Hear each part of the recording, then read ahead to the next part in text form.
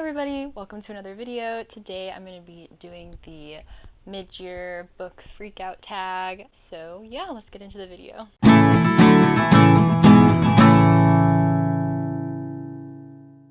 So the first question is, what is the best book you've read so far this year? And for me, it's going to have to be The Bridge Kingdom. It may not be technically the best, with the best writing or the best whatever, but I definitely enjoyed it the most of any of the other ones, with Trust being a close one up there, and a lot of the Jim Butcher books, but I have that in the sequels, obviously. So anyways, this book is just incredible. If you don't know what it is, which I don't know how you wouldn't know, but if you don't know, this book is an enemies to lovers sort of a book. It's about this arranged marriage where this princess is sent to this bridge kingdom, which has sort of been historically the enemy of her nation, and she has a mission to accomplish, and they both have these ulterior motives as they kind of have to navigate this new marriage and the political maneuvering of everybody else around them and each other, and it's really, really, really good, and I highly recommend it.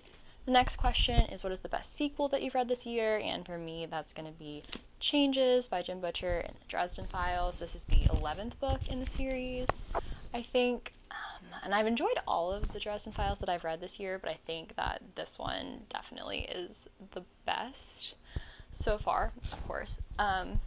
So Dresden Files, if you, again, don't know, is an urban fantasy series about this detective / wizard who has to solve all kinds of magical problems in Chicago. So the next question is about a new release that I haven't read yet, but that I would like to, and I'm going to go with one that I already have in my possession, so that I don't have to go buy more books, because I definitely have bought too many books lately with my birthday and all.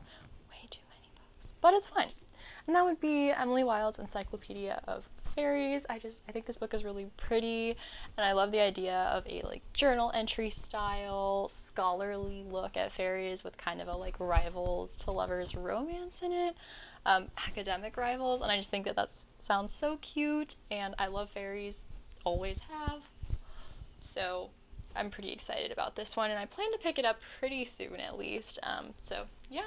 Next question is, what is your most anticipated release for the second half of the year? And for me, that's gonna be the second book in the Cinderspire series by Jim Butcher, which I think is coming out this year. Correct me if I'm wrong, or I guess I'll just cut it out and put in a different thing.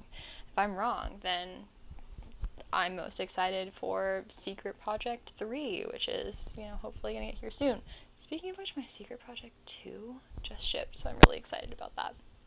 Anyway, what book was the biggest disappointment for you this year? And for me, that was The Wolf of Oren Yarrow. I really thought I was gonna like this book. Even for the first quarter to a third of it, I still thought I was gonna really like it, but it just,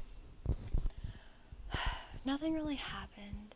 And something that seemed like a setup for the book just was the whole book, and the main character just kind of did nothing the entire book. And the really exciting setting that I thought sounded super awesome was just immediately abandoned, and they left, and they didn't go back for the entire rest of the book. And I was just it just wasn't exactly what I thought it was going to be, and so it was maybe more that my expectations were wrong, but that's sort of what disappointment is that your expectations are different and you don't get what you want. So the biggest surprise for me was probably the Fierce Heart by Tara Grace, the first book in the Elven Alliance series, just because I didn't really think I was going to like it that much, and I also don't usually like books where nothing really happens. Not that nothing happens, some happens, but the focus of the book is really on the relationship between two just very sweet characters, and that's also not usually what I like. I usually like kind of grouchy love interests who, banter and whatever, and they were just so sweet, and so it was just very surprising to me that was a book that I liked as much as I did.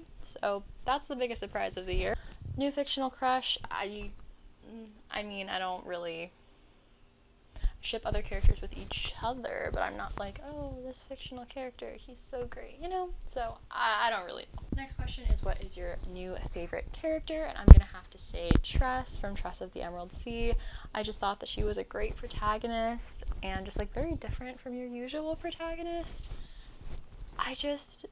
she was so sweet, but also so determined, and I thought it was really fun to follow her story, because a lot of like younger female protagonists can be very annoying to read, but she really wasn't, and I thought that the story was just so cute. So again, if you haven't read Trust, you really gotta read it. It's a story about a girl going to rescue her one true love, and it's sort of like The Princess Bride, but if Buttercup actually did stuff, is sort of the premise that Sanderson gave, and I agree, that's basically what it is, and it's great. The next one is a book that made you cry, and I don't really cry so much from books. Occasionally I'll like tear up, but maybe Changes, but probably not, honestly. Maybe. I don't remember what I said in that review. If I said it made me tear up, then we'll go with Changes. But other than that, I don't really know. I don't think I cry a ton in books, but... Okay, the most beautiful book you bought or received this year, and that is going to have to go to this beautiful leather edition of Stormfront that my husband got me for my birthday. Just look at it. Isn't it beautiful with all of these like ridges and all of the foiling, and it's got gold edges and a nice golden ribbon. It's just so pretty, and I don't know if you can see, there are like storm clouds in the outline, and it's beautiful. It's beautiful, and it's signed, and it was signed on Halloween because it's got a little like authentication paper with signatures and stuff, and it was signed on Halloween, which is just really exciting. Yeah, and then close second would be Trust, which is also beautiful.